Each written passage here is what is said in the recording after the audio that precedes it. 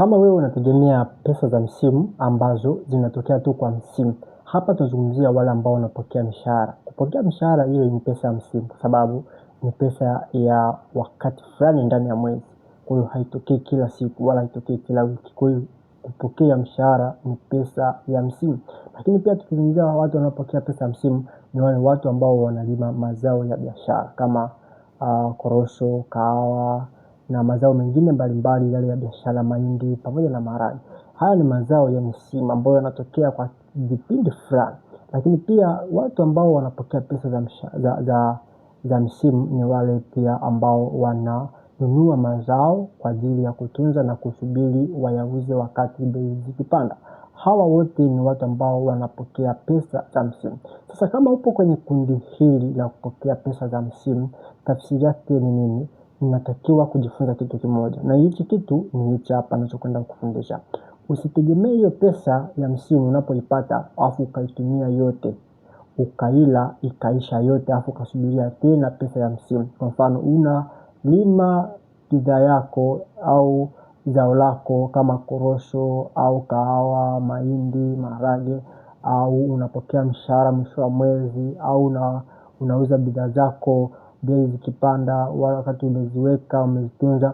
Halafu ile pesa unapoipata usitumie yote na kuisha na kusubiria pesa inayokuja kwa msimu unaokuja tena, bali hiyo pesa tafuta namna ya kuiwekeza ili iweze kukuzalia pesa, ili hiyo pesa ikusaidie wakati kusubiria msimu mwingine iwe imeanza kuzaa kitu kingine kipya ambapo kitakuwa kikuingizia pesa kila siku. Kwa hiyo kama unapata pesa ya msimu, itengeneze hiyo pesa ya msimu unayoipata ianze kukutengenezea kipato cha kila siku, ili kusudi uache wala usitegemee tu pesa ile inayotokea kwa msimu. Ile pesa inayotokea kwa msimu iwe ni kukusaidia kuongeza kipato chako, si kwamba unaitegemea katika mategemeo ya kwamba ikusaidie wewe katika hatua za kula au kufanya kila kitu ambacho unakuwa unakihitaji.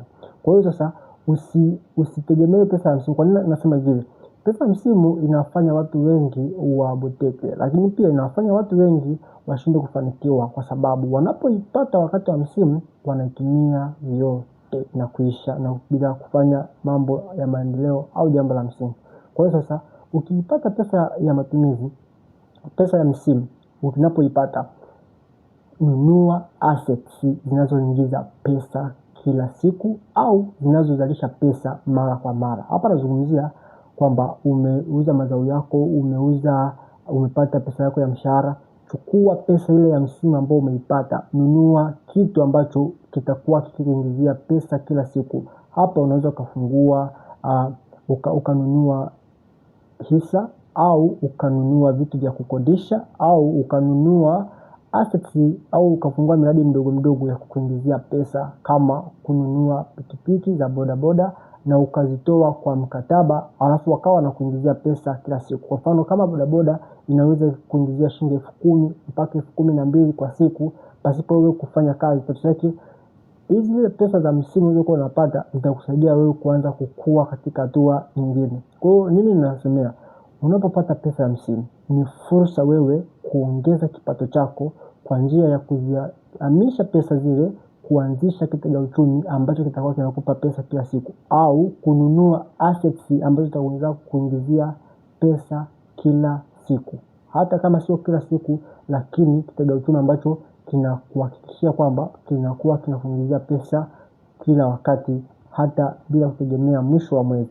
Hii itakufanya wewe kuwa unaongeza pesa yako, lakini pia na kuweza kuchukua ile pesa ya msimu kama extra ya pesa na si kwamba ukiwa unaitegemea sana. Kwa sababu ukitegemea sana pesa ya msimu pasipo kuiwekea malengo na mikakati ya kuongezeka ile pesa, tafsiri yake ni kwamba utazunguka kwenye hatua ya kutafuta mafanikio ya kifedha, lakini pia itakuwa ni ngumu kwa sababu unapoipata ile fedha ya msimu unaitumia na kuisha pasipokuwa na mpango mzuri. So kama umesikia video hii, tafsiri yake inakuhitaji ukae chini na kupiga mahesabu vizuri na kuipangia vizuri hiyo pesa ambayo unaitegemea ya msimu, ili kusudi iweze kukunufaisha katika viwango vikubwa sana.